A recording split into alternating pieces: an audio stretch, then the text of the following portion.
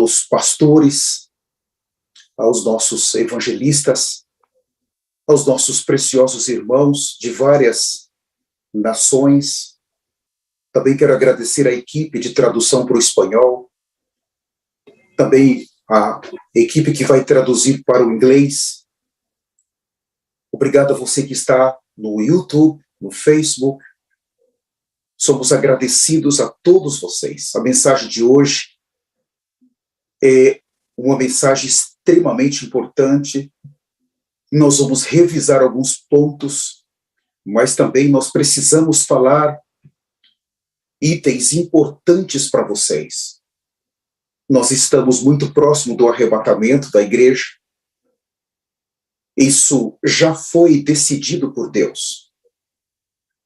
A humanidade que hoje habita na Terra, o seu destino final está sendo decidido agora. É exatamente agora o destino. Ou conseguem participar da glorificação, ganham da natureza divina e entram para a segurança dos céus, e depois a Nova Jerusalém, vida eterna. Ou são levados diretamente para o inferno. E ali, por toda a eternidade, em seguida o trono branco, o lago de fogo, e essa eternidade, a segunda morte é exatamente perder a face de Deus por toda a eternidade. Quando nós olhamos para aquela parábola do rico e Lázaro de Lucas 16, quando o rico olha, eu acredito para o Senhor, e o Senhor faz aquela pergunta para ele: me dá um motivo para mim te deixar entrar. Por que eu te deixaria entrar?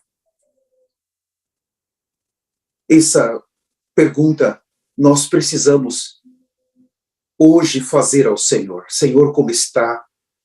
Primeiro, o meu viver. Segundo, o ministério que o Senhor confiou. Nós estamos vivendo os últimos dias e devemos considerar todos esses itens. Amados irmãos, é com grande temor de Deus, por se tratar da eternidade de cada um que está nessa sala, nessas redes sociais, nós precisamos falar a verdade para vocês. Nesse ministério do profeta Elias, nós não aceitamos uma segunda opção. Mesmo que nós ficamos sozinhos, como Noé ficou, nós ainda assim tomamos a posição por falar a verdade. O que está em jogo também é a nossa eternidade. Eu gostaria de começar com a mensagem, porque os ministros de Efésios 4:11 precisam do ministério do profeta Elias. Por quê? Vamos então começar com Efésios capítulo 4, versículo de número 11. Fala assim: ele mesmo concedeu uns para apóstolo, outros para profetas, outros para evangelistas e outros para pastores e mestres, com vistas ao aperfeiçoamento dos santos para o desempenho do seu serviço.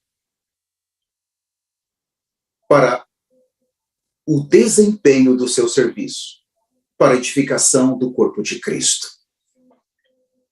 Nesses versículos aqui, fala ele mesmo.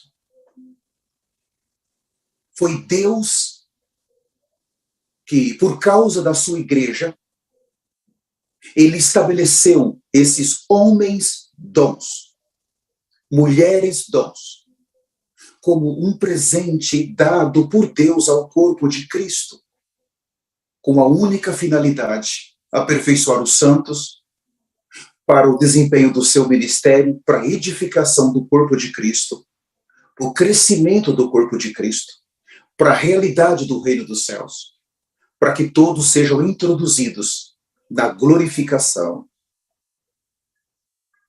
para que todos sejam introduzidos na natureza divina e possam entrar na glória final de Deus. Deus estabeleceu esses homens todos no Novo Testamento. Muitos perguntam: vocês do ministério do profeta Elias não crê em Efésios 4:11? Nós somos os que mais cremos em Efésios 4:11. Mas também nós estamos muito claros, que há uma corrupção que entrou. Da mesma maneira com que aconteceu no Velho Testamento, quando Deus, no livro de Levítico, ele estabelece agora o tabernáculo. Deus precisa de homens que vão administrar, que vão ministrar e que vão servir a Ele na mais profunda santidade. O maior padrão de santidade estabelecido por Deus, por causa do viver e do serviço dos sacerdotes, dos sumos sacerdotes, dos levitas, todos que estavam envolvidos com o templo, ou no começo com o tabernáculo, eles precisavam, para se relacionar com esse serviço, eles tinham que ter um viver extremamente elevado. Era uma exigência de Deus. Eles seriam os representantes de Deus na terra. Eles seriam os homens dons na terra.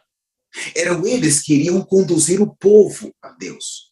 Eram eles que iriam conduzir as pessoas diretamente para o Senhor Deus. Por isso, Deus estabeleceu por meio de Moisés os serviços, estabeleceu os levitas, estabeleceu os sacerdotes e os sumos sacerdotes. E isso é muito significativo quando olhamos no Novo Testamento e Deus tendo o mesmo princípio.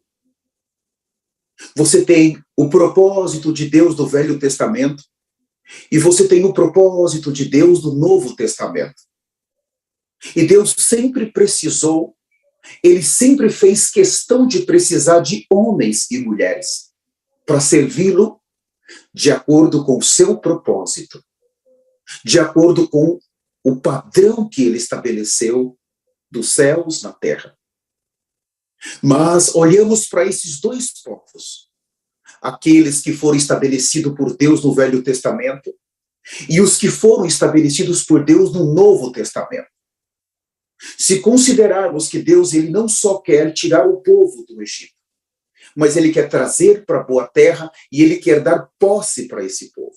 E ali ele quer estabelecer o seu templo.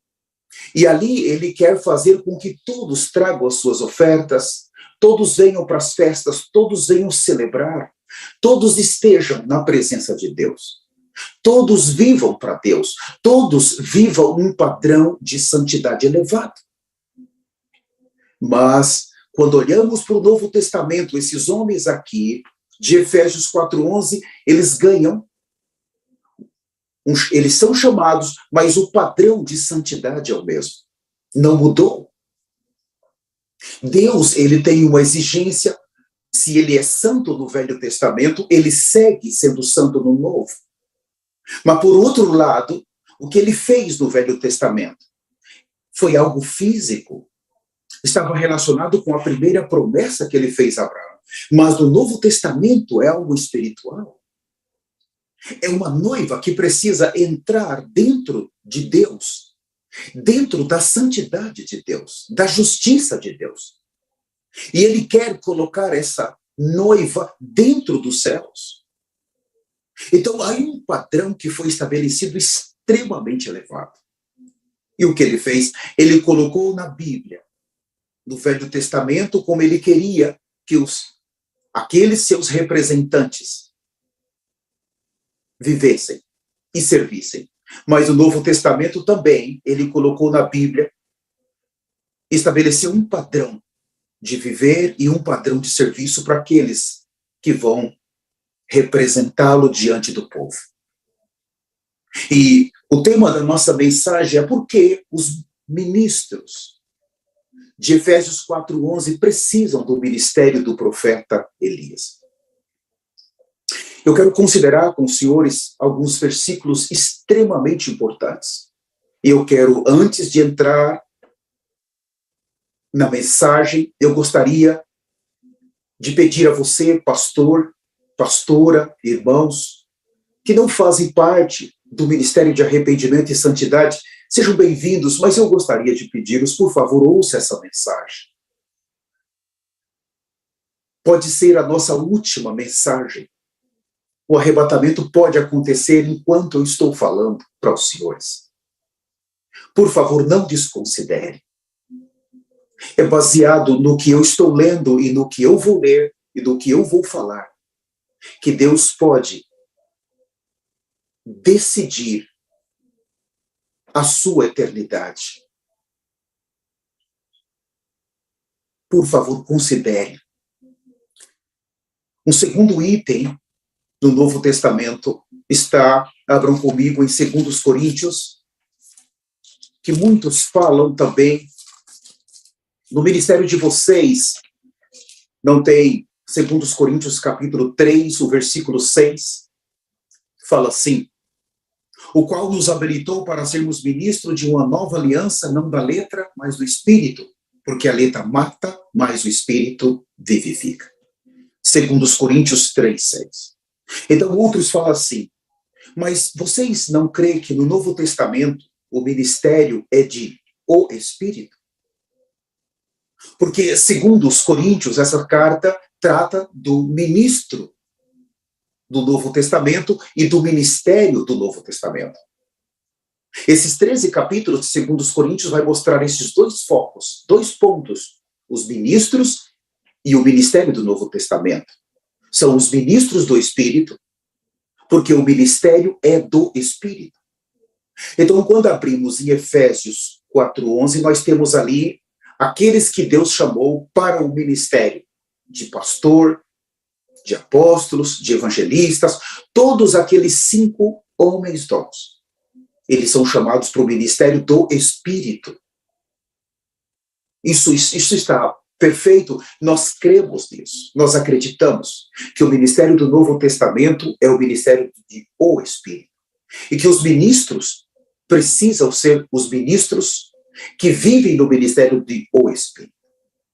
Então, aqui é apresentado 2 ministros e 2 ministérios. Os ministros da letra e os ministros do Espírito. Nós acreditamos muito nisso. Mas a pergunta que é feita no tema da nossa mensagem de hoje é: por que os ministros de Efésios 4:11 precisam do ministério do profeta Elias? Por que precisam?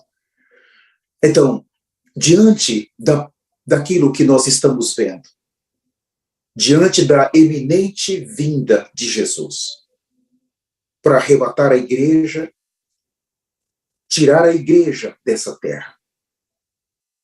E quando a igreja sair da terra, nós temos então o período do juízo de Deus, da ira de Deus.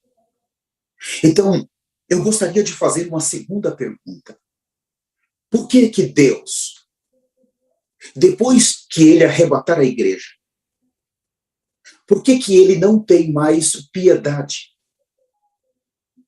Por que ele, depois que a igreja for arrebatada, a noiva, por que não se fala mais que ele é o Deus de amor? Porque no Velho Testamento não existe essa frase Deus é amor. No Novo Testamento, sim. Mas quando o arrebatamento da noiva acontece, não se fala mais que Deus é amor. Por que a Bíblia fala que depois desse arrebatamento é o período do juízo de Deus, da ira do Cordeiro? Não existe mais a graça, não existe mais misericórdia. Deus simplesmente vai pegar os que ficaram e vai puni-los com muita severidade. O Deus da era da graça é o Deus que nós estamos vendo através da poderosa nuvem de Deus que desceu em 2019. E essa nuvem, ela está na terra. E ela vai ficar até o momento do arrebatamento. Aqueles que forem ser arrebatados vão ser introduzidos exatamente por essa nuvem. E a nuvem, ela não é simplesmente a presença de Deus, mas a nuvem, ela representa o próprio Deus. Os senhores sabem que há duas maneiras no Velho Testamento de Deus ele vir à terra. A primeira foi pela a nuvem. Talvez essa ordem eu não vou colocar certa, porque eu quero depois falar sobre isso. Pela nuvem, nós temos Deus, nós temos a sua presença. Mas a segunda, ele veio como homem. Nós podemos ver esse Deus vindo como um homem em muitas passagens da Bíblia. Ele se materializava. E ele vinha e ficava entre os humanos, e os humanos não o conheciam. Os humanos falavam com ele, brigavam com ele, questionavam, em alguns casos, como Abraão, que recebeu aquela visita de Deus, e daqueles 2 anjos que hoje estão na terra. Abraão os tratou muito bem. Era o próprio Deus que estava ali, como um homem. Depois vamos falar sobre isso. Mas quando nós olhamos agora, por que Deus, depois que a noiva é tirada da terra, por que agora ele só pensa em juízo? Ele só pensa agora em tratar. E a palavra correta é matar. Nenhum pastor gosta de falar disso. Mas Deus é tão cheio de amor, por que ele vai matar? Vocês creem que Deus está triste com a guerra que está acontecendo entre a Rússia e entre a Ucrânia? Se nós olharmos na Bíblia, quantas guerras Deus presenciou? Quantas guerras Deus próprio comandou? Quantos profetas do Senhor comandaram as guerras? E quantas mortes havia? Quantos milhões de pessoas foram mortos? Deus estava preocupado com isso. Se olharmos hoje para o que está passando, e olharmos para Mateus 24 e dissermos assim, eu não queria, eu vou orar para que essa guerra não aconteça. Eu vou orar para que ninguém morra. Esse tipo de oração está certo? Se ele disse que antes do arrebatamento nós teríamos que ver e viver e ouvir sobre guerras. E o que é que tem guerra, senhores? Tem destruição, tem morte, tem só coisas terríveis. Mas o Senhor crê que Deus não está por trás de tudo isso? Se o tempo do fim tem que chegar, isso quer dizer que o avivamento da santidade precisa caminhar junto com o juízo. O juízo de Deus, ele já está sobre a terra. E ele está sendo identificado por nós e ele está aumentando. A terra está se tornando um lugar ruim para se viver. Se eu não querer que essas guerras aconteçam, se eu orar para que o coronavírus pare, quanto tempo mais nós vamos ficar na terra? Porque esses sinais, o que está acontecendo, faz parte da vinda do Messias. Ele disse, quando vocês verem o que vai acontecer, vocês precisam identificar que a vossa redenção está cada vez mais próxima. Então, eu queria ler com os senhores, 2 Pedro. Esses versículos, nós queremos apenas revisá-los. Eu vou gastar 5 minutos, talvez máximo aqui, apesar de ter tanto conteúdo. 2 Pedro, capítulo 2. Eu gostaria que os senhores soubessem. No 1 Pedro, ele vai falar da regeneração, no capítulo 1. A regeneração é o Senhor prometendo nos dar a sua vida por meio do Messias. Então, do capítulo 1 de 1 Pedro, do versículo 1 até o versículo 4 e 5, você vai ver sobre a vida de Deus. A regeneração é a vida.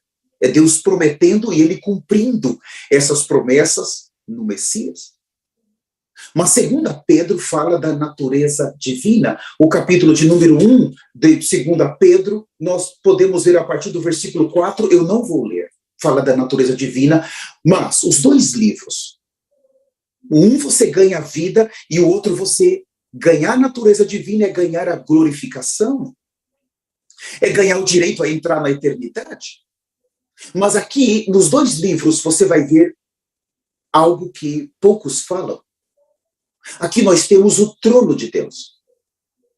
Nessas duas epístolas, vai apresentar de maneira muito clara. Muito clara. Somente aqui de 1 e 2 Pedro nós vamos ver dessa maneira. Vai apresentar o governo de Deus. Vai apresentar o plano de Deus. Mas também vai apresentar o juízo de Deus.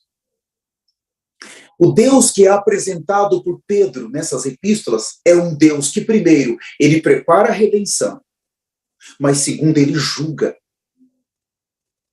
E o julgamento de Deus aqui, nessas epístolas, é um julgamento que vai ser apresentado como um Deus que mata.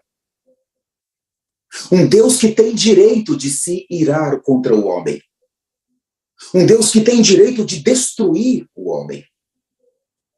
Geralmente nós não falamos disso nos nossos púlpitos, porque se falarmos nós vamos perder os nossos membros.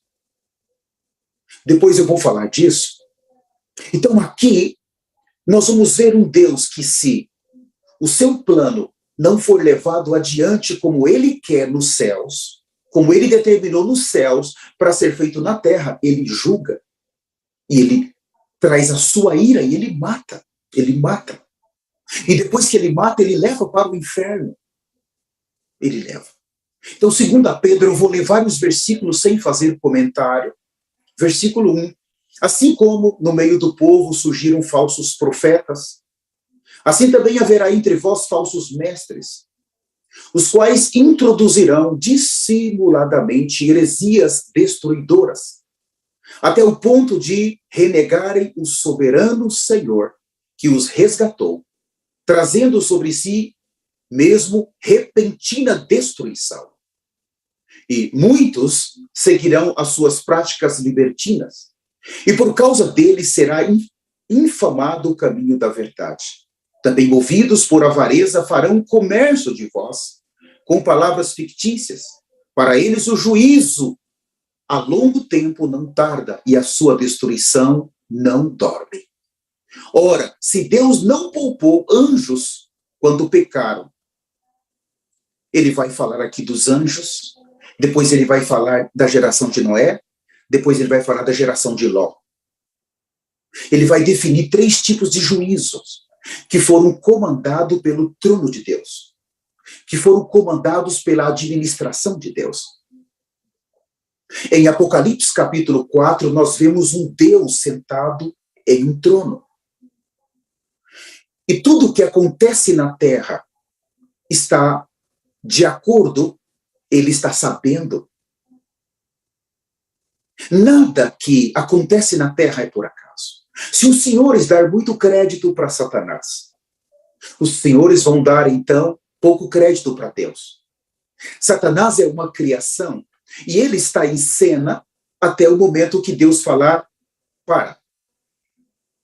Se os senhores têm cachorro na sua casa, o senhor manda um cachorro, sai, vai para fora, vem, o cachorro obedece. Satanás é a mesma coisa com Deus. Nesse ministério, nós tratamos de não dar crédito para ele. Agora, nós entendemos que tudo vem desse trono. Tudo é permissão de Deus. Se os senhores estão passando por alguma situação, por favor, não deem crédito para aquela criatura rebelde. Ele é um serviçal de Deus. Ele está trabalhando. Mas vai chegar o momento que Deus vai dizer, sai agora de cena. E aqui mostra que juízo, tudo que Deus deu nas mãos desses homens de Efésios 4:11, não foi pouca coisa. Porque o juízo no Novo Testamento, ele é mais severo do que do Velho Testamento. Porque para se produzir a igreja, foi necessário a morte do Filho de Deus. E o preço que Deus pagou para ver os humanos assassinar o seu Filho não foi pequeno. Por isso que Deus, ele gerou a igreja na ressurreição do seu Filho, e houve um preço muito alto para a igreja vir à existência. Então, foi confiado para esses homens a condução da igreja no planeta Terra. Conduzir a igreja em arrependimento, em santidade, no alto padrão da justiça de Deus. Esses homens, então, foi confiado para eles uma tarefa, como foi confiado para os levitas, para os sacerdotes e os sumos sacerdotes do Velho Testamento. O Deus é o mesmo. Por que, senhores, um pastor, um líder que fracassou na sua missão, ele tem um lugar especial no inferno? Ele não vai estar junto com as almas. Ele vai ter um lugar aonde a tortura, aonde o sofrimento, a agonia vai ser maior. Eles serão julgados exatamente pela porção que Deus deu para eles.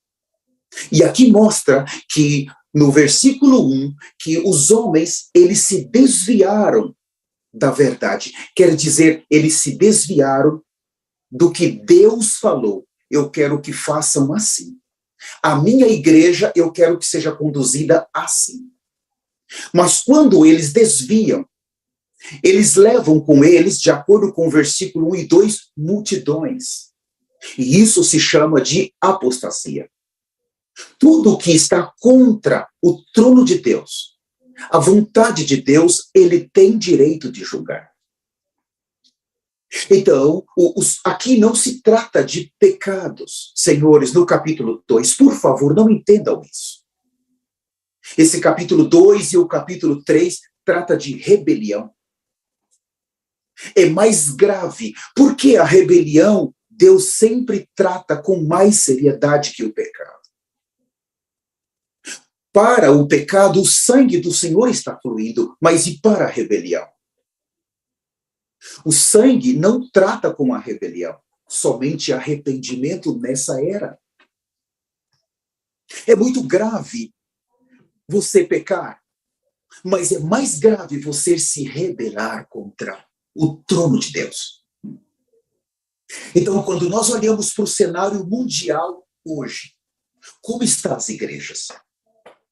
Eu moro aqui nos Estados Unidos, e eu acredito que as igrejas daqui não estão diferentes de todas as nações. O evangelho da prosperidade, o evangelho terreno, o evangelho das bênçãos. Deus vai te abençoar. Deus vai te dar o que você está pedindo.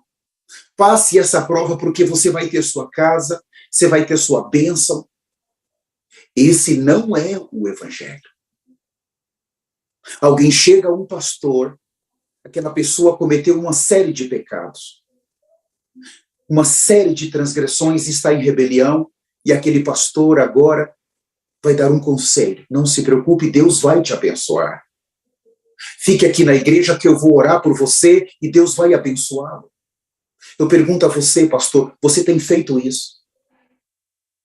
A pessoa precisa ser conduzida a um arrependimento, porque o que está em jogo não é uma bênção terrena, mas é a eternidade dela. Se ela não for conduzida a um arrependimento, ela vai crer que os pastores, os líderes, foram levantados por Deus para orar e para abençoá-los. Quantos creem assim? Eu vou nessa igreja, mas essa igreja aqui eu não ganhei nenhuma bênção. Então eu vou trocar de igreja. Aquele outro pastor ali é uma bênção e ele vai orar e eu vou ser abençoado. Eu pergunto aos senhores, é esse ou não é esse o evangelho que está sendo anunciado? Em todas as camadas sociais, desde o mais pobre ao mais rico, o arrependimento foi esquecido. O arrependimento é tratado como uma verdade básica e não uma verdade fundamental. E quando as pessoas leem essa palavra arrependimento, eles não tratam com seriedade. Porque se eles forem fortes, eles vão perder os seus membros. Aqueles que são os mantenedores, que dão dízimos, que dão ofertas, que fazem votos. E aqui diz que nos últimos dias eles fariam comércio de vós. Veja, os homens de Efésios 4:11, que foram estabelecidos por Deus para conduzir a igreja no arrependimento, na santidade, na justiça, eles fracassaram. Os pastores fracassaram. Os evangelistas, os apóstolos, os profetas, os mestres fracassaram. Quando olhamos no Velho Testamento, por favor, abram comigo o último livro do Velho Testamento. Eu quero, nesse momento, já agradecer mais uma vez a presença aqui de todos que estão na nossa sala do Zoom conosco. Muito obrigado, pastores. Obrigado, evangelistas, pastoras. Obrigado a vocês. Também quero agradecer a vocês que estão nos assistindo, acompanhando no Zoom, no Facebook, no YouTube. Muito obrigado. Por favor, permaneça até o final. Quando abrimos no livro de Malaquias, é o último livro do Velho Testamento. Então, aqui existe um juízo. Deus está estabelecendo um juízo para os judeus. Mas, ao mesmo tempo, Deus está mostrando o que iria acontecer com o Novo Testamento, com a igreja. Vocês sabem que o Velho Testamento nós temos sombras, nós temos tipos e nós temos figuras do Novo Testamento. Muitos dizem, vocês são a igreja do Velho Testamento. Não. Você não consegue trazer a revelação do Novo Testamento sem o Velho. Não há como. Você precisa do Velho Testamento. Tudo que passou ali mostra o que nós não podemos fazer. O mesmo Deus que falou é o mesmo Deus que está aqui. E outros falam, mas agora a era da graça, sim. Mas no momento do arrebatamento, a era da graça termina. E aí, se você for encontrado pesado, não pode sair da terra do arrebatamento, então acabou a era da graça, acabou Deus é amor, então agora começa o juízo, e Deus vai matar. Vai matar. Deus não se importa. Deus se importa com o seu plano. Depois do arrebatamento, terminou o sangue de Jesus. Deus se importa em executar o seu plano. Vocês se lembram quando Deus pôs o povo judeu para entrar naquelas nações? E ele mandava não sobrar ninguém. Muitas vezes nós pensamos, puxa, mas Deus era tão duro, e mandava matar os homens, as mulheres, até as crianças. Irmãos, depois do arrebatamento, volta o Velho Testamento. A última semana de Daniel é o Velho Testamento. Volta a ser olho por olho e dente por dente. Aquele Deus, ele se manifesta agora de uma maneira irada. Porque o que o filho dele pagou, o cálice que o filho dele teve que beber para nos salvar. Todos que entraram em pecado e rebelião, que não aceitaram a obra e não obedeceram, Deus vai fazê-los beber o mesmo cálice que o filho dele bebeu. Hoje, se nós nos arrependermos e obedecermos o que foi determinado na Bíblia, nós vamos fugir da ira vindoura. Mas não deixe ninguém te enganar. Deus vai matar quem ficar. O que está acontecendo na Ucrânia, o que está acontecendo com o coronavírus, não é Satanás. É Deus. É juízo de Deus. É juízo. Não deixe ninguém te enganar. Ele está sentado num trono e ele está chamando a atenção do homem para que o homem volte-se para ele. Porque ainda há tempo de arrependimento. Então, quando chegamos em Malaquias, eu não tenho muito tempo de desenvolver todos os capítulos, mas eu vou ser bem rápido. Malaquias, abram comigo no capítulo 1, versículo 6, fala assim: o filho honra o pai, o servo ao seu senhor. Se eu sou pai, onde está a minha honra? E se eu sou o Senhor, onde está o respeito para comigo? Veja, Deus está falando diretamente aqui com dois povos.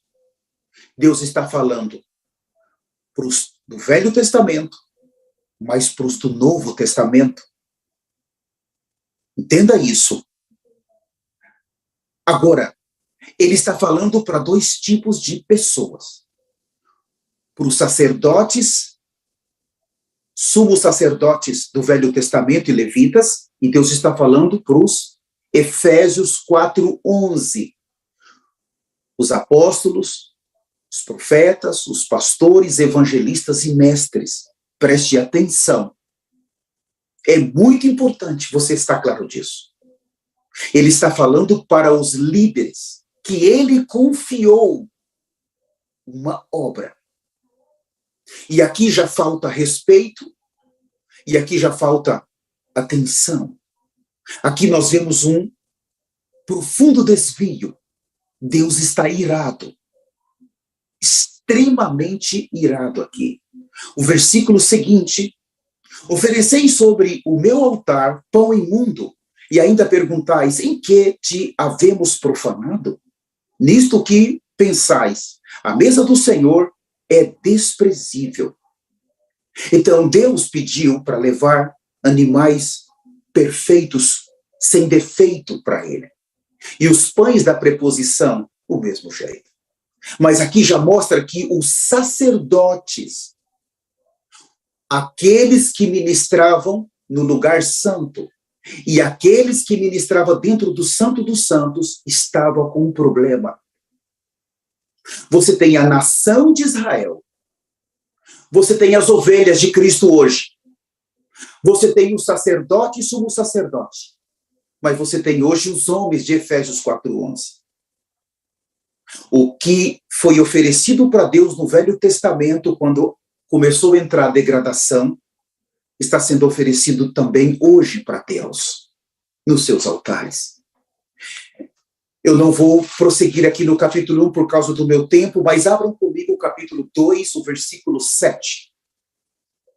Então, no capítulo 1, senhores, por favor, leiam depois, os senhores vão ver a queda do sacerdócio.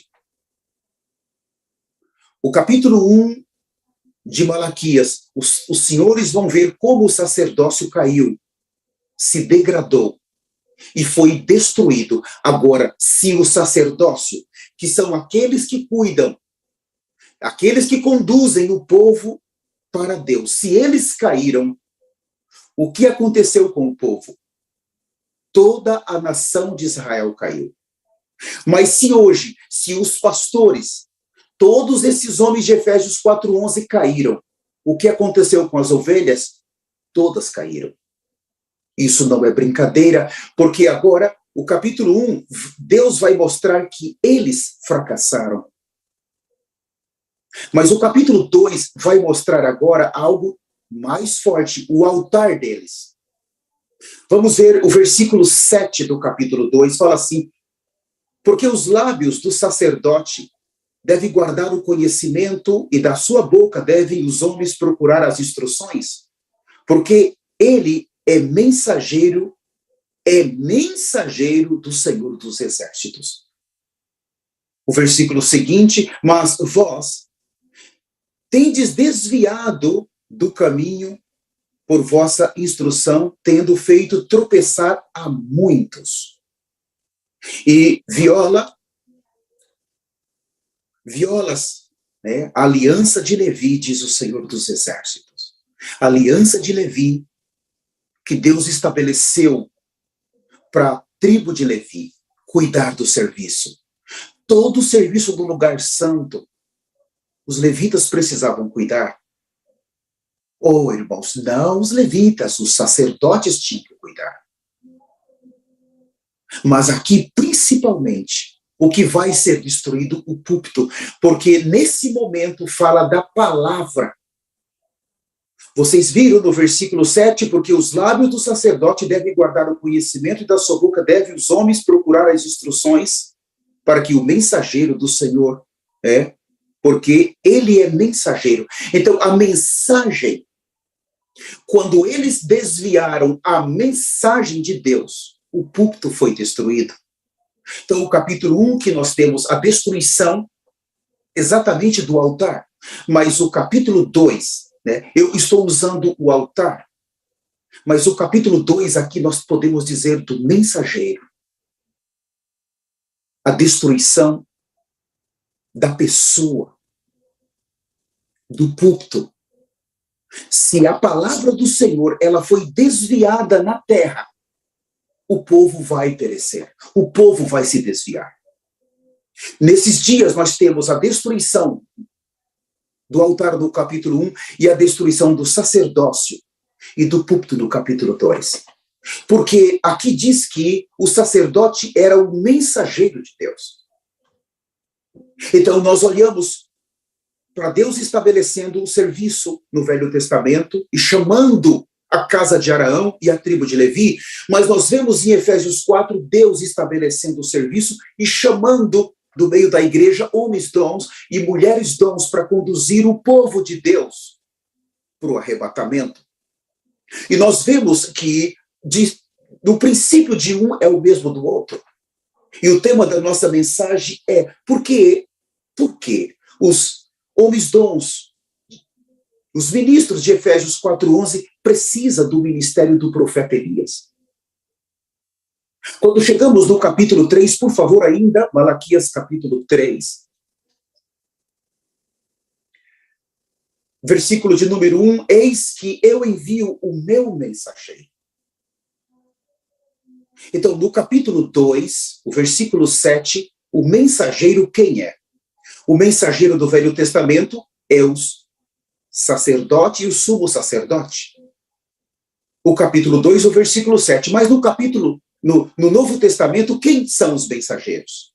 Os apóstolos, os profetas, evangelistas, os mestres. Não, é isso. Eles são os mensageiros.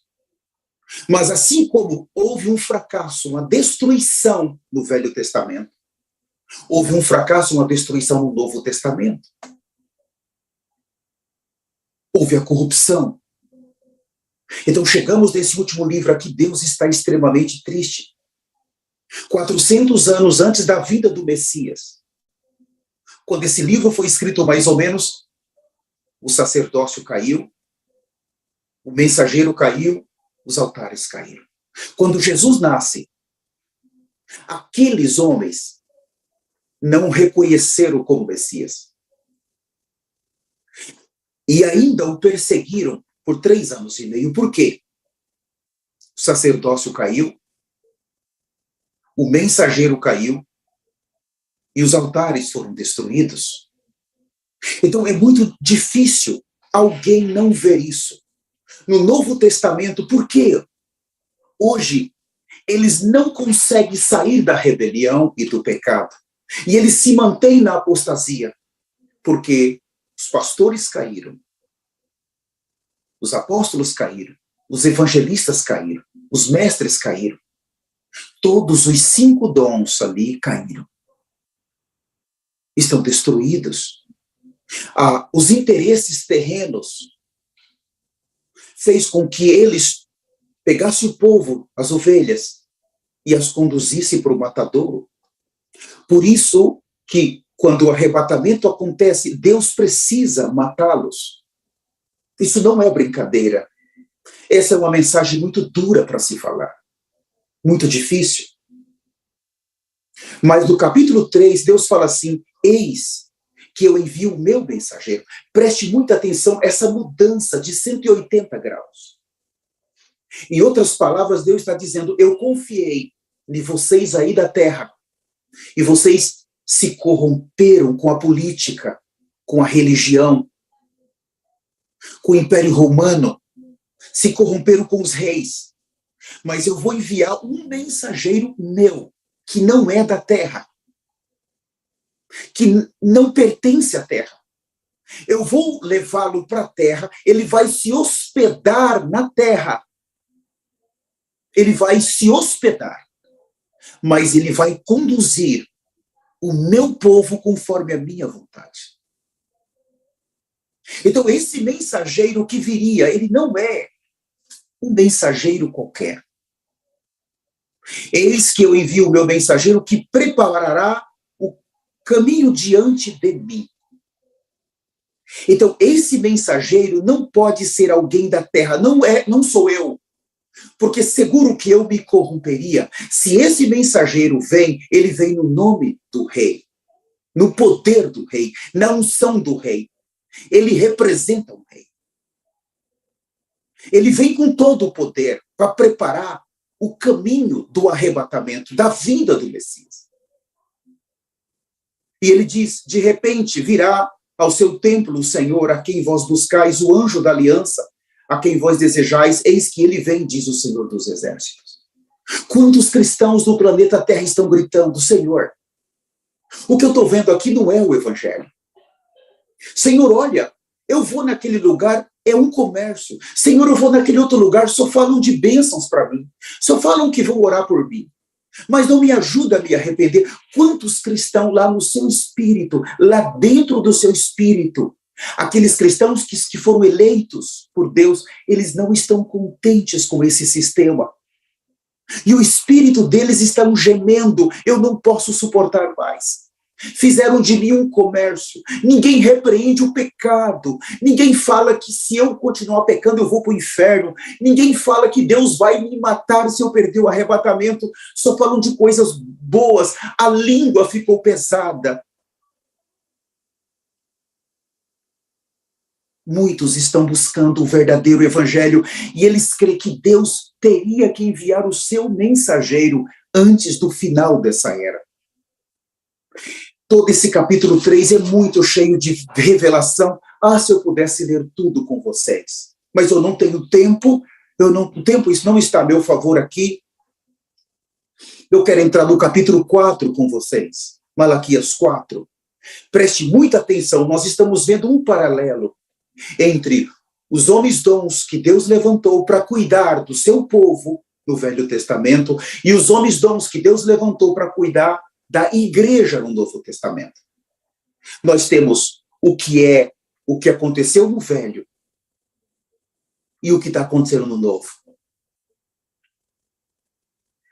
Capítulo 4, versículo 1 de Malaquias, pois eis que vem o dia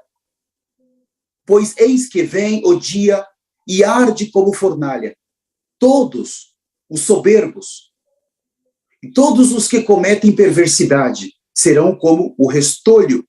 O dia que vem os abrasará, diz o Senhor dos Exércitos, de sorte que não os deixará nem raiz, nem ramo. Ele abre esse capítulo aqui com um forte juízo. Todos esses homens que não ouvirem a sua voz, que não ouvirem o seu mensageiro, vai chegar o dia que eles serão destruídos, diz o Senhor dos Exércitos. Irmãos, isso corta o meu coração. Por que alguém não consegue parar? Por causa do orgulho e da soberba. Mesmo que ele está vendo o que está na Bíblia, que Deus enviaria dos céus o mensageiro para preparar o caminho do Messias, ele não crê. Porque ele tem projetos nessa terra. Ele é feliz nessa terra. Ele tem recursos nessa terra. Ele é alguém importante nessa terra. Como parar? Ele não vai fazer isso porque ele não quer perder. E ele sabe que se ele parar, a porta que ele vai entrar é muito estreita. Porque a mensagem que esses mensageiros trariam seria uma mensagem muito dura. No capítulo 3, versículo 2, os senhores vão ver ali que eles são como um fogo do lavandeiro. O ministério deles viria para a terra como um poderoso fogo, para queimar as impurezas, destruir a carne, destruir a velha criação, destruir os interesses dos homens nessa terra. Mas com uma mensagem poderosa para introduzir a noiva na eternidade. O versículo de número 5 fala assim: eis que eu vos enviarei o profeta Elias. antes que veio o grande e terrível dia do Senhor. Então aqui nós temos alguém que os senhores podem pensar, mas esse profeta Elias é João Batista. Até uma criança que lê a Bíblia está dizendo que Deus enviaria o profeta Elias antes do grande e terrível dia do Senhor. João Batista, quando ele veio na terra, ele veio preparar a vinda do Messias. Não era, naquela época, o grande e terrível dia do Senhor. E Jesus veio pregar boas novas. Até uma criança sabe que esse versículo não se trata de João Batista, mas por causa do capítulo 4, versículo 1, por causa do orgulho e da soberba. Eles preferem crer que é João Batista e eles desviam primeiro a eles e as ovelhas. E eles entram em rebelião contra o trono de Deus. Deus disse, eu preciso enviar o meu mensageiro. Ele vai preparar. Então, há um mensageiro. Há uma igreja no planeta Terra que está esperando um mensageiro. Porque ela olha para Efésios 4:11 e ela vê os apóstolos, os profetas, os pastores, os evangelistas e os mestres. Essa igreja vê a corrupção no sacerdócio deles, na mensagem deles e no púlpito deles. Essa igreja se desespera e ela gritou, eu não quero isso, eu não quero esse evangelho. Então Deus disse, eu vou enviar o meu mensageiro. E aqui esse mensageiro tem um nome, se chama profeta Elias. Aquele mesmo que foi levado vivo para os céus. E esse profeta Elias, ele teria que vir antes desse dia grande e terrível. Antes desse dia, quando o arrebatamento acontece, aí começa esse dia grande e terrível. Tribulação, 3 anos e meio, e grande tribulação, mais 3 anos e meio. Por favor, não brinque com isso. A sua eternidade está em jogo aqui. Nós, nesse ministério desse profeta, nós não estamos preocupados com a sua vida nessa terra, por entendermos que o arrebatamento vai acontecer. Nós estamos preocupados com a tua eternidade. Nós jejuamos pela tua eternidade. Nós nos arrependemos pela tua eternidade. Já tem muitos pregando o seu bem-estar nessa terra. E te desviando do mensageiro, que tem a única mensagem de Deus. Eu estou sem minha esposa aqui agora para saber quanto tempo eu já falei, mas eu ainda preciso ler alguns versículos. Porque os profetas, eles surgiram no Velho Testamento. Se os senhores considerar o livro de Êxodo, ele disse que ele queria um reino de sacerdote. Reino está relacionado com a realeza, com reis, e sacerdote está relacionado com serviço. Então Deus quer um reino na terra que tanto tenha Cristo como rei, mas que tenha os sacerdotes restaurados, o seu púlpito, a sua mensagem, o seu altar. Não se fala dos profetas no início. Se os senhores pegaram os livros iniciais, os profetas não têm tanta... O senhor não vai ver ali, a não ser Deus prometendo que enviaria o profeta em Deuteronômio, mas ali não aparecem profetas. Agora, quando que os profetas se manifestam na Bíblia? Os senhores vão entender muito claro que os profetas, eles se manifestam exatamente quando o sacerdócio cai, quando os reis caem. Os senhores vão encontrar inúmeras vezes quando Deus não pode contar com o sacerdote, o sumo sacerdote. No Velho Testamento, quando Deus não pode contar com os reis. Então, o que Deus faz? Ele precisa levantar quem? Um profeta. Porque Deus precisa continuar falando na terra, e os profetas, eles falam Deus. Eles falam por meio de Deus. Eles recebem uma inspiração do Espírito Santo para transmitir a mensagem. Então, os senhores vão ver nos livros, principalmente de 1º e 2º Samuel, eles começam. Depois nós temos os reis, nós temos a queda, mais ou menos 400 anos de reis, os reis caindo e Deus tendo que levantar profetas para exortá-los. Os profetas exortam quando os reis se arrependem, quando os sacerdotes se arrependem, os profetas desapareciam de cena. Por exemplo, não dá tempo de eu abrir, mas os senhores podem marcar 2 Samuel 12:12, a partir. Aí nós temos o profeta Natã, que foi até Davi. Era um rei, mas ele cometeu um pecado grave com Betseba. O seu reinado caiu ali. Mas também nós temos um problema do sacerdócio na época de Davi, naquele início. Deus não tinha como usar nem o sacerdócio e nem Davi naquele momento. Ele cometeu um assassinato. Ele cometeu um adultério e Deus queria trazê-lo de volta em arrependimento. Então Deus levanta o profeta Natã para quê? Para repreender o rei, repreender a realeza. E o profeta Natã o repreende, sendo muito sábio, contando uma parábola primeiro. Porque se o profeta falasse diretamente com o rei, seguro que Davi iria matá-lo. Os profetas, sempre que surgiram, é porque os sacerdotes e sumos sacerdotes caíram e os reis caíram. E eles trazem a mensagem dos reis, de Deus, eles repreendem. Os reis repreendem os sacerdotes. Eles repreendem. E depois eles desapareciam. Todo o Velho Testamento, agora vocês vão ver a partir de Samuel, Reis, Crônicas, os senhores vão ver profetas aparecendo de todas as espécies.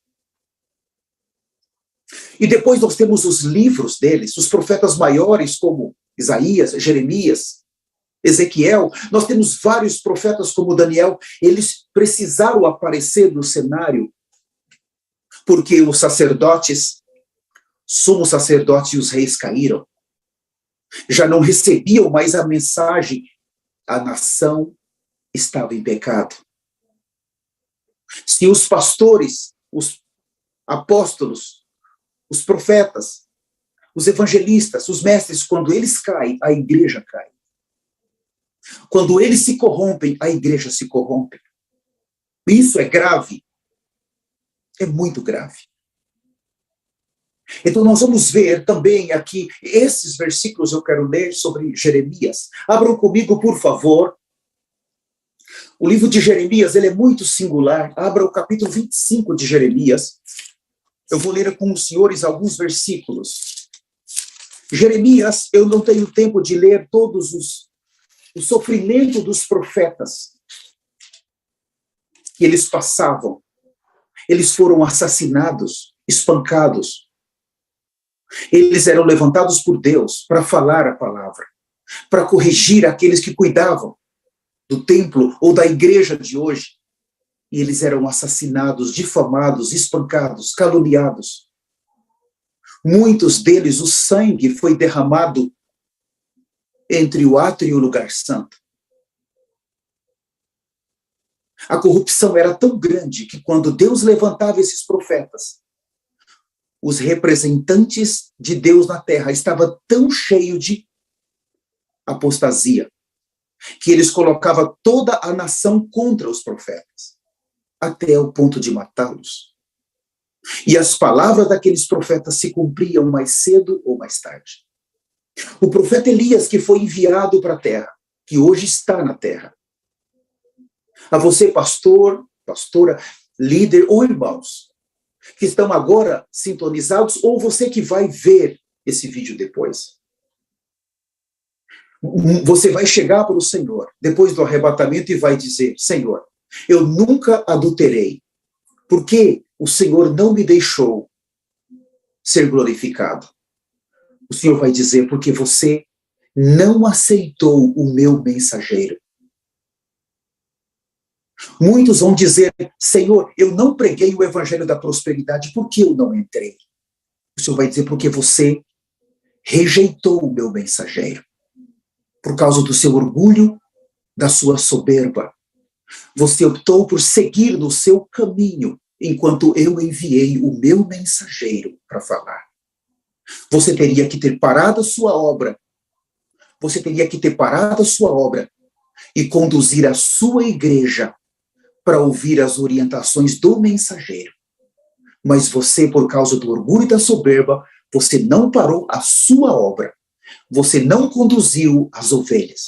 Por isso todos pereceram por causa da tua rebelião. Esse pastor será assassinado logo depois do arrebatamento. Esses profetas disseram que existe uma hoste de anjos que já estão na terra para executar esses líderes rebeldes, que conheciam que Deus enviou seu mensageiro nessa era para preparar a igreja, porque fracassou os líderes de Efésios 4:11. E eles sabiam, eles viram os vídeos, eles foram alertados, e mesmo assim, eles permaneceram nas suas maldades. Para não perder as suas ovelhas, eles falaram mal dos mensageiros, dizendo, são falsos profetas, cuidado com eles. Em outras palavras, eu sou o verdadeiro profeta. Sou eu que estou preparando vocês para entrar nos céus. Me dá o seu dinheiro aqui. Vamos fazer uma campanha aqui. Não se preocupa que Jesus é bom. Todo tempo ele é bom. Não se preocupe, Deus não vai te julgar. Essa é a mensagem que está sendo falada aí. Então, o verdadeiro mensageiro chegou. O profeta Elias está na terra. O seu ministério está finalizando nesses dias. E a você que está escutando essa palavra, se você perder o arrebatamento, é porque você decidiu perder. Em seguida serás executado depois do arrebatamento e você vai ser levado para o inferno. Aqueles que falou para você que vai ter trevas exterior, você vai ficar 1000 anos nas trevas exterior, no ranger de dente, e depois você vai ter uma chance para entrar na Nova Jerusalém, eles mentiram para você. O ranger de dente acontece logo depois do arrebatamento. Aqueles líderes, aqueles irmãos que foram visitados por algum santo desse ministério, os santos que vivem de pano de saco, que vivem se arrependendo, confessando os seus pecados, chorando, aqueles santos visitaram pastores e líderes em todas as nações. Eles pregaram o evangelho de Mateus 24:14. E esse evangelho do reino está sendo pregado em toda a terra habitada para testemunha a todas as nações, então virá o fim. E o que é o fim? Quando a igreja sai, aí nós temos os 7 anos, que é o dia terrível do Senhor, é o tempo do fim, é o tempo da ira de Deus. É a sua eternidade que está em jogo, não é o seu título. Se você se apega ao seu título de pastor, de missionário, de apóstolo, e você joga fora a tua eternidade, Deus tem direito de te julgar e ele fará isso. Ele vai fazer, ele tem razão de fazer. Então, Jeremias, capítulo 25, eu já vou terminar no livro de Jeremias, por causa do meu tempo. A minha esposa apareceu aqui, já mostrou o tempo que eu falei. Vamos começar com Jeremias 25, versículo 3, fala assim: durante 23 anos, desde o 13º de Josias, filho de Amon, rei de Judá, até hoje, tem vindo a mim a palavra do Senhor, e começando de madrugada, eu vou lá tenho anunciado, mas vós não escutais. Então, aqui no capítulo 25, já tinha passado 23 anos que Deus levantou o profeta Jeremias para ir lá no rei e falar: se arrependa, para ir lá no sacerdote que cuidava do templo e sumo sacerdote: se arrependa, porque Deus vai trazer Nabucodonosor e vocês vão ser levados para o cativeiro. 23 anos ele falou. O profeta Elias começou seu ministério desde 2003, 2004. Já tem quase 20 anos que ele está falando. mas quantos deu atenção? E Jeremias não para de falar, Jeremias está advertindo, desesperado. Leia comigo o capítulo 26, por causa do meu tempo eu vou pular, o versículo 2, Jeremias 26, 2 fala assim. Eu li eu pulei, desculpem, 25, 3 eu já li, tá certo? Agora 26, 2, fala assim. Assim diz o Senhor, põe-te no átrio da casa do Senhor, e diz a todas as cidades de Judá que vêm adorar a casa do Senhor, todas as palavras que eu tenho mandado lhes digas, não omitas nenhuma palavra sequer. Então o profeta, ele é obrigado a falar a verdade. Mesmo sabendo que aqueles que estão na casa do Senhor estão corrompidos, mesmo sabendo que vão difamá-lo, que ele vai ser caluniado. Você, pastor, eu não quero mentir para você. Se você decidir atravessar para esse santo ministério, se você decidir entrar debaixo da nuvem, eu não vou mentir. Você vai ser difamado, caluniado, vão falar mal de você.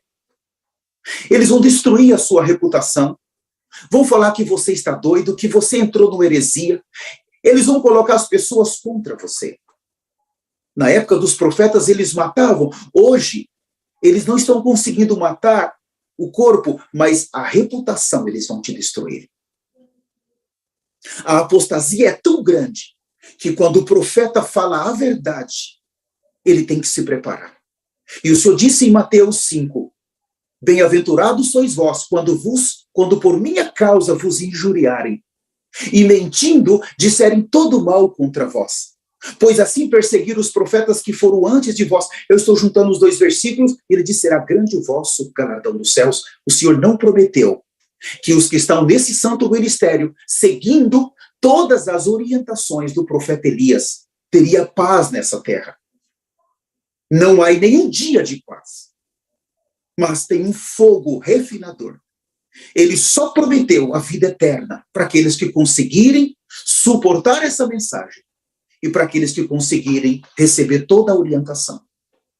Então, nós ainda lemos o capítulo de Jeremias 26, agora o versículo 7, fala assim, no versículo 7.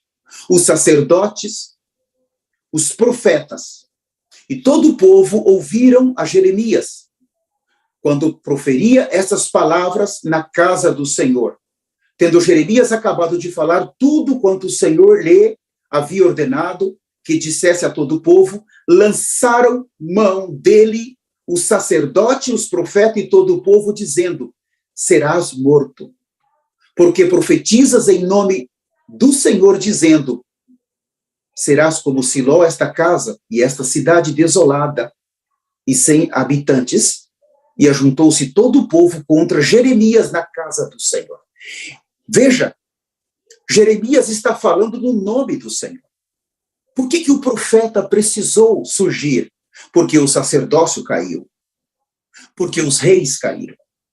Mas ele está correndo risco de vida, ele vai ter que falar a verdade, olha o que fizeram. Quem pegou? Os sacerdotes, os que cuidavam da casa de Deus, que seriam os primeiros a ter que receber a palavra de Jeremias e dizer, Jeremias, eu me arrependo agora. É Deus te usando? Não aceitaram. Jeremias foi preso várias vezes. Foi espancado, foi amarrado, foi colocado em cisternas várias vezes. Eu finalizo, por causa do meu tempo, Jeremias 38, por favor, vá a Jeremias 38. E todo esse tempo ele profetizou, e as profecias dele eram para que o povo se arrependesse. O sacerdócio teria que se arrepender. Se eles se arrependessem, Deus iria tirar o juízo. Se o sacerdócio, se o rei se arrependesse, eles só precisavam dizer, eu me arrependo, Senhor. Nós pecamos. Mas eles não fizeram isso. O orgulho e a soberba. Jeremias 38, versículo 5, fala assim, disse o rei Zedequias, eis que ele está nas vossas mãos, pois o rei nada pode contra vós outros. Tomaram então a Jeremias e lançaram na cisterna, de Malquias, filho do rei, que estava no átrio da guarda. Desceram a Jeremias com cordas na cisterna, não havia água, senão lama, e Jeremias se atolou na lama. Irmãos, ele tinha a palavra do Senhor. Ele era o único que tinha a mensagem do Senhor. Naquela época, quantos sacerdotes haviam? Milhares. Naquela época, quantos levitas haviam? Milhares. Quantos sumos sacerdotes? Mas somente por meio de Jeremias, Deus estava falando. Vocês entendem quando rejeitam a mensagem, estão rejeitando também o mensageiro.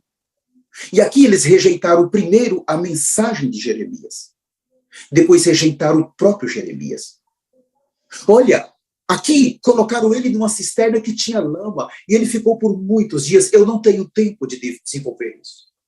E ele dizia, se arrependa, senão o rei da Babilônia vai vir e vocês vão ser levados cativos. As vossas crianças, as vossas mulheres, o ouro, os utensílios, tudo vai para a Babilônia. E ele ainda disse por 70 anos, no capítulo 25, eu não tenho tempo de ler. Eles não deram ouvidos. Todos os profetas do Senhor passaram por isso. Eles encontraram hostilidade. Eles encontraram maldade entre o povo de Deus. Não são os ímpios que vão nos perseguir dessa maneira, mas é o povo de Deus. Aqueles que você pensa, mas esse não vai fazer isso comigo, ele vai fazer. Se você receber o profeta como enviado de Malaquias 3 e 4, você tem que se preparar. Agora tem dois caminhos. Ou você recebe o profeta e você é perseguido nessa era, ou você não recebe o profeta e você fica. E você vai se preparar porque aqueles Judas, aquele que vendeu o Senhor por 30 moedas de prata, ele vai vender você também, por um prato de comida e um copo de água. Eles vão estar ali em maior número. Ou você recebe a mensagem, o mensageiro agora, ou você se prepara, porque depois do arrebatamento eles vão para Jerusalém, e você vai ver eles chegando em Jerusalém, você vai ver eles pelas redes sociais enquanto vai ser permitido. E você vai dizer, por que eu não dei atenção? Se você está pensando que aqueles dois mensageiros de Apocalipse 11, Moisés e Elias, são dois velhinhos, bem velhinhos. Às vezes você entra no YouTube e está lá, dois velhinhos, judeus, aí eles colocam aqueles, fazem uns desenhozinhos, olha, esse é Moisés e Elias que vai vir para estar na grande tribulação. Se você pensa nisso, isso é apostasia pesada, isso é mentira. Não são dois judeus que vão vir velhinhos, eles já estão na terra. Eles foram enviados segundo a palavra de Deus. Nós temos provas contundentes de que eles estão aqui. E não apenas por a mensagem, mas pelos sinais que eles carregam. Milhares de aleijados estão andando pela palavra que sai da sua boca. Há sinais dos céus, há sinais na terra. Esses mensageiros, eles têm determinado juízo em todo o planeta Terra. E as suas palavras não caem por terra. O terremoto do Chile, eles profetizaram antes, os senhores vão encontrar essa profecia, e depois o cumprimento da profecia com detalhes assustadores. O terremoto que ocorreu no Haiti, milhares, quase 300 mil mortos, eles foram lá e falaram, profetizaram para o Haiti se arrepender, profetizaram para o Chile se arrepender. Os senhores vão ver a profecia, o cumprimento da profecia, porque não houve arrependimento. Os senhores vão ver por mais de 3 vezes eles glorificados. Os nossos olhos humanos pecaminosos, impuros, imundos, os senhores vão ver a glorificação deles. Eles operam em um corpo glorificado, porque Elias foi levado vivo para os céus. Porque Moisés, ele foi dado como morto, mas ele foi ressuscitado. Se os senhores abram a Bíblia em Mateus 17, ali vai aparecer Moisés e Elias conversando com Jesus, ou Lucas 9, a partir do 24. Se Moisés está conversando com Jesus, é porque ele foi ressuscitado. Ele está vivo. Se Elias, ele está conversando com Jesus, é porque ele está vivo, senhores. Não deixe ninguém mentir para os senhores. Eles já estão na terra proferindo juízo contra as nações. Essa guerra que está acontecendo, os senhores vão ver há 1 ano e 1 mês atrás, eles profetizaram essa guerra com detalhes. O que está acontecendo é um juízo de Deus, é a vontade de Deus para julgar. Os Estados Unidos, aqui, nós estamos debaixo de um terrível juízo. Aí pelo menos 5 profecias que vão se cumprir aqui nos Estados Unidos. Aí uma profecia que a bandeira dos Estados Unidos, ela foi destruída. E aí alguém tentando reconstruí-la e não consegue mais. A nossa nação aqui, ela vai ser totalmente dizimada. Agora, o terremoto que vai vir na Casa Branca, que vai afetar a Casa Branca com água, a água vai subir, o Capitólio, o Senado, ali vai ser rompido aquela cúpula, a Catedral Católica, vai ser rompida aquela cúpula, também o obelisco, aquele monumento, vai ser destruído. Eles dão detalhes de como vai ser a destruição num terremoto. Eu estive lá há pouco tempo com a minha esposa e a minha filha, fomos visitar aqueles 3 lugares que vão ser destruídos, que vão ser afetados. Não brinque, senhores. Existem centenas de profecias que foram faladas por eles e que foram cumpridas. E aquelas profecias que ainda não foram cumpridas, elas serão em um futuro muito breve. Os mensageiros estão aqui. Por quê? O Senhor teve que trazer o profeta. Porque os apóstolos, os pastores, os evangelistas, os profetas e os mestres caíram. Igual aconteceu no Velho Testamento. O Senhor precisou trazer um mensageiro que não se corrompesse. Esse mensageiro pregou o evangelho em todo o planeta Terra. Não recebeu 1 centavo daqueles que o receberam. Não bebeu 1 copo de água. Não recebeu uma oferta. Ele não recebeu nenhum dinheiro, porque ele não queria que a mensagem fosse interrompida. A mensagem do arrependimento precisava chegar em toda a terra. E se eles recebessem o dinheiro, eles iriam se corromper. Não são humanos os que estão na terra. São 2 anjos do juízo que estão na terra. Nós não devemos brincar, porque eles estão determinando sobre a direção de Deus, sobre a agenda de Deus, o destino da humanidade pecadora e a humanidade rebelde. Os homens que estão contra o trono de Deus. Os homens que estão contra a agenda de Deus. Eles devem ser julgados. Porque se não conseguimos cooperar com o reino de Deus, nós cooperamos com o reino de Satanás. E somente o falso evangelho pode manter Jesus nos céus. Mais tempo. Mas o evangelho restaurado, ele traz o Senhor. Traz o Senhor para que ele venha buscar a sua noiva. Eu quero finalizar pedindo a vocês, se há alguém aqui conosco, nas redes sociais, que quer receber a Jesus Cristo, ou se você quer se reconciliar, eu quero pedir também a você que está no Facebook, no YouTube, se você quiser fazer essa oração, e também quero mais uma vez clamar, por favor, o tempo acabou, o Messias está vindo, ore comigo assim, poderoso Senhor Jesus, eu me arrependo de todos os meus pecados, eu me arrependo de toda a rebelião, hoje eu entendi o que são os mensageiros de Efésios 4:11, os apóstolos, os pastores, os evangelistas, os mestres, aqueles 5 homens. Eu vi a comissão que o Senhor deu para eles. Também vi a comissão que o Senhor deu no Velho Testamento para os levitas, sacerdotes, para os sumos sacerdotes. E eu vi, Senhor, assim como o Velho Testamento, aqueles que lideravam o teu povo caiu. Então caiu também o teu povo. Eu vi que no Novo Testamento, Senhor, os que lideram o teu povo caiu, e caiu o teu povo. Senhor, por favor, eu te imploro, não me deixa ficar com o anticristo. Eu te imploro, Senhor, eu quero participar do primeiro arrebatamento. Eu entendi a tua palavra.